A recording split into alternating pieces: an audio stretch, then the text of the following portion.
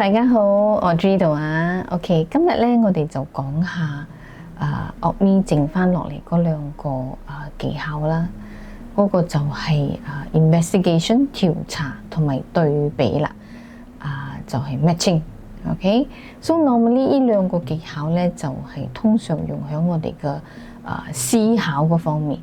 OK， 咁記得冇？之前我哋咪講你要 observe 咗，等你要去做思考。咁思考嗰度我哋要揾出個 root cause。我哋一定要反問自己多多擺點解我咁樣？點解我咁樣？點解我咁樣？所以我哋揾出我哋嘅性格係點樣嘅？覺得我哋係 inferior or insecure。Then after that 我哋就要揾出我哋捉住嘅係乜嘢相。記得investigation 咧就also用響我哋嘅思考嗰方面。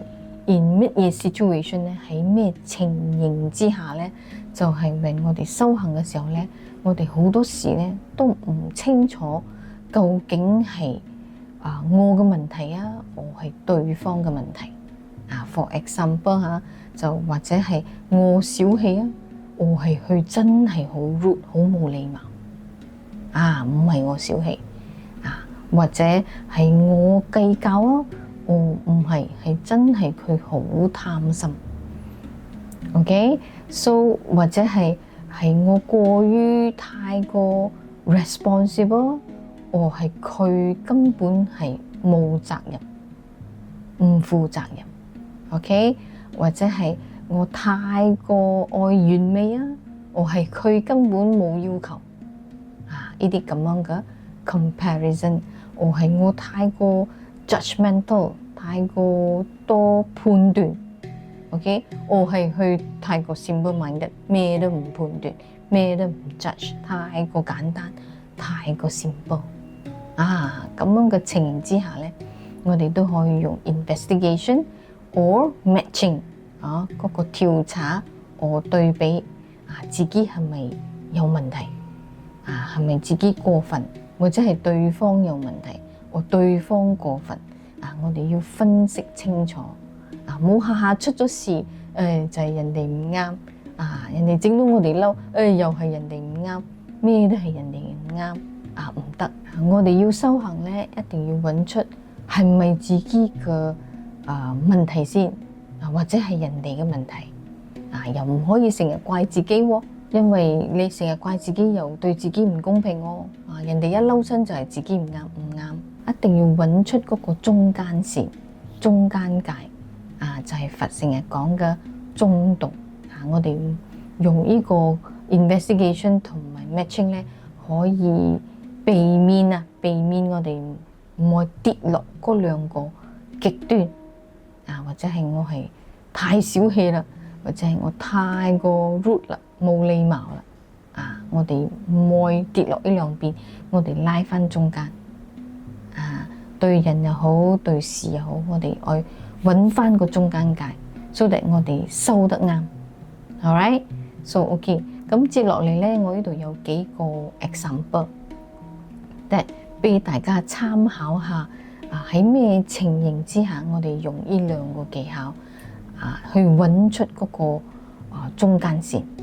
Alright，OK So firstly 就係小氣同埋冇禮貌。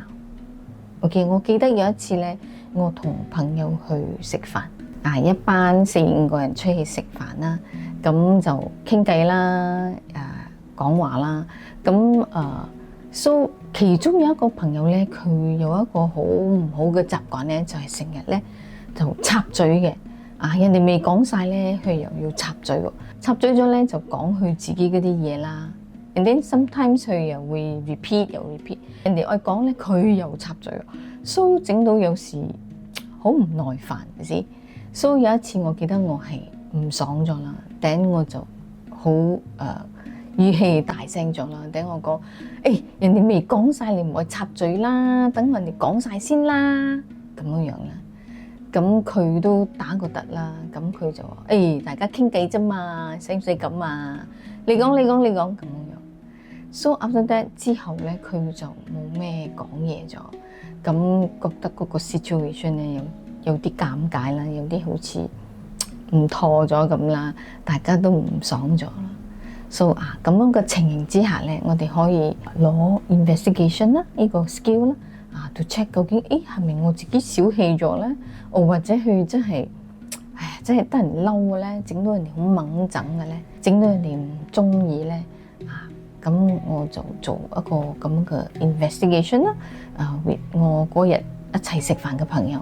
咁如果你識講朋友講，哎呀唔係啦，其實都係抵死嘅啦，佢成日都係咁樣嘅，我哋係等緊邊個講佢嘅啫。咁嘅話咧就唔係我哋嘅問題啦，唔係我小氣，因為佢咁樣，因為佢真係整到人哋好掹整啦。我嘅問題其實講真，我就唔應該激動唔可以激動咁樣去話人哋，去講人哋喺咁多人面前，一下嗰個衝動去講佢就唔好。我係應該係好好咁講如果有下一次佢有同樣嘅嘢發生咧，我就要好好咁講。你俾我講晒先陣間先等我繼續講就唔會咁樣去話人哋喺咁多人面前呢個就係investigation 要做咯 ，make sure 自己係冇過分 ，alright？ 咁如果朋友講唔係佢都唔係咁我覺得係你激動咗，係你 sensitive 咗咁都唔同講法啦。咁我就要點樣我就要做 tracing 做 tracing揾出個 root cause 出嚟記得我哋要去做嗰個 contemplation， 去做個思考。去一直反問自己，點解我會咁樣？點解我咁衝動？Trace back 嗰日發生嘅事，做咩我咁樣？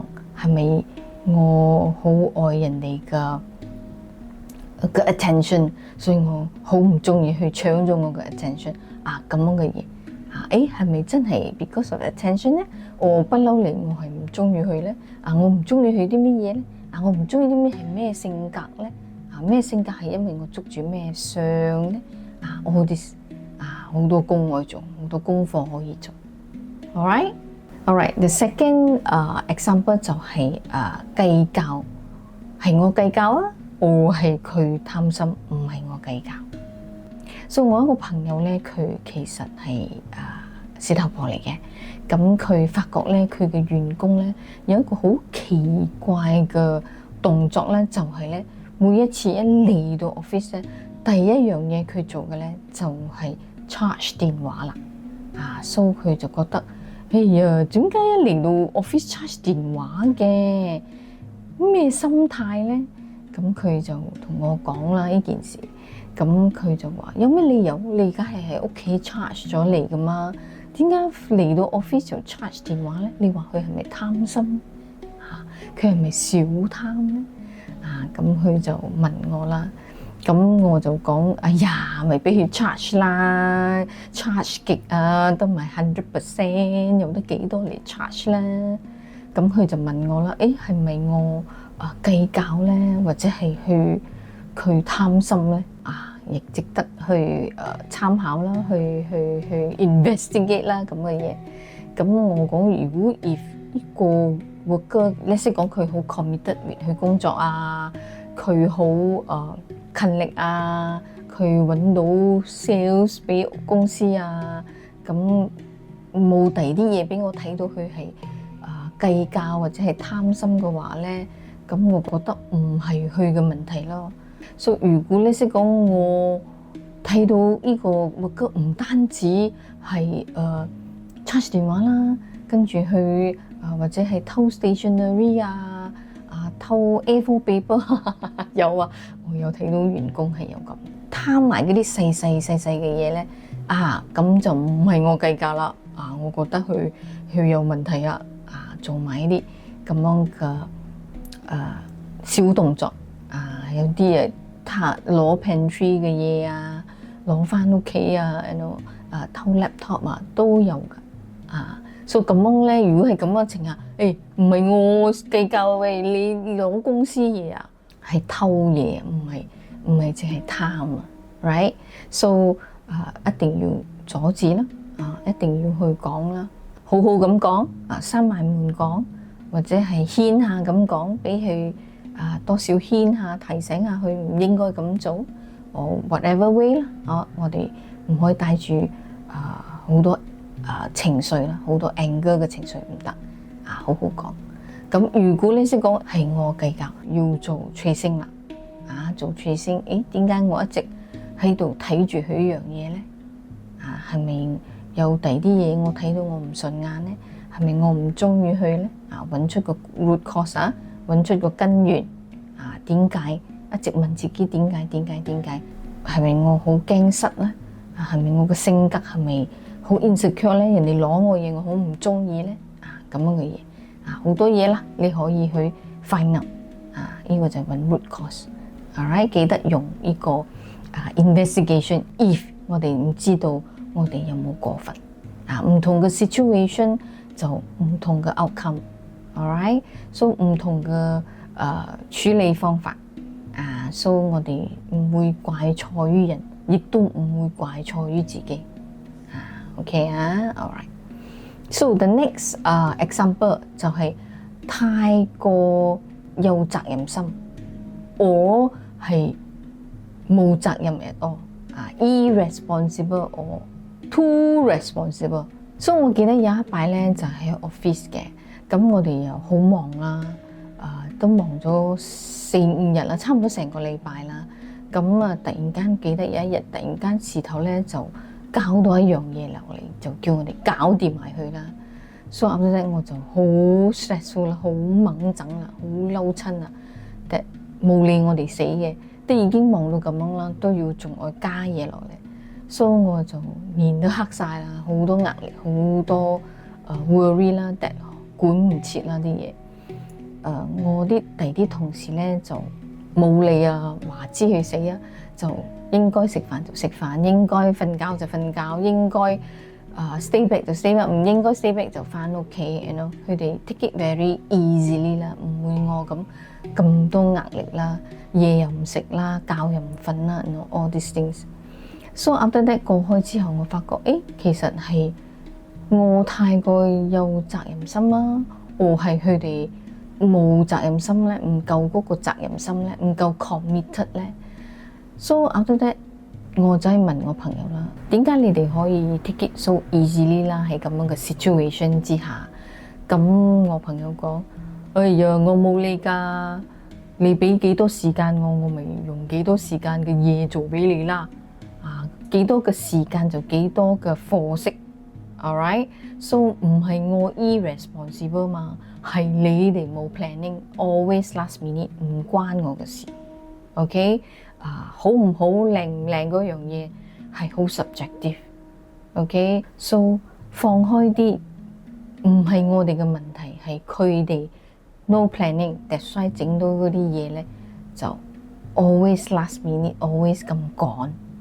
Alright，so after that 佢講咗之後，又係喎，又唔關我事，點解我自己咁 serious to 做好嗰樣嘢咧？to 管嗰樣嘢做到最好俾佢哋。So 點解我唔可以係好似佢哋講放開啲啦？唔愛咁好得冇？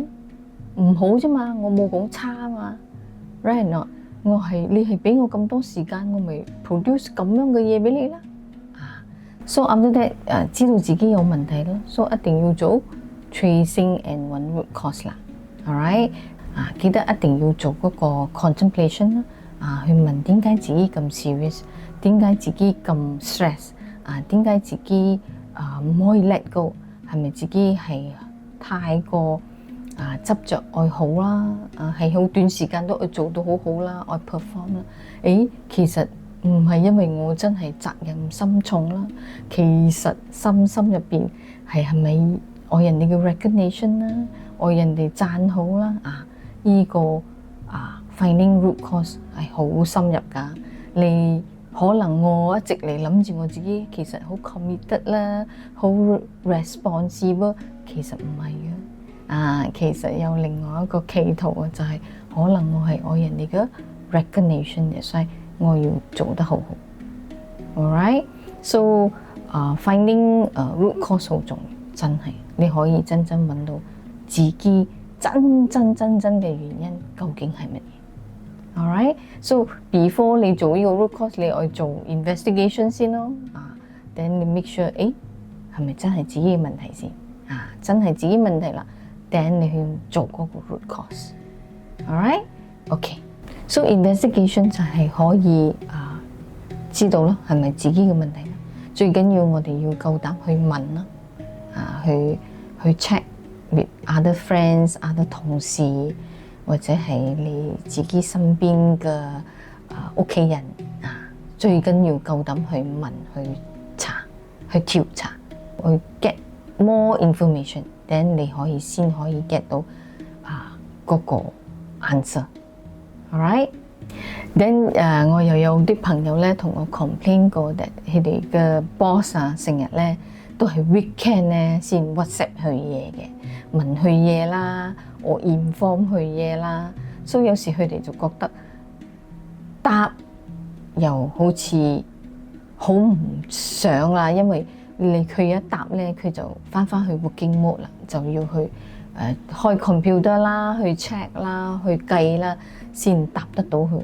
咁唔答咧，又覺得自己好似好 rude，又好似好 irresponsible， 陣間或者係會諗三諗四，死啦唔答佢，陣間有咩緊要事務咧 ，and all that kind of 好多 guilt 喺入邊。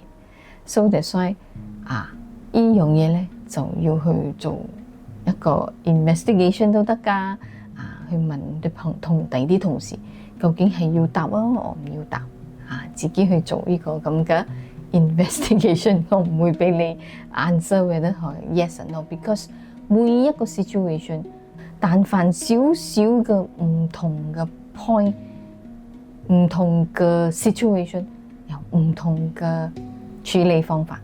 Alright， so 自己去記得去用咁樣嘅情形去用呢個 investigation 去 check， 去探索，去調查。Alright，OK 啊。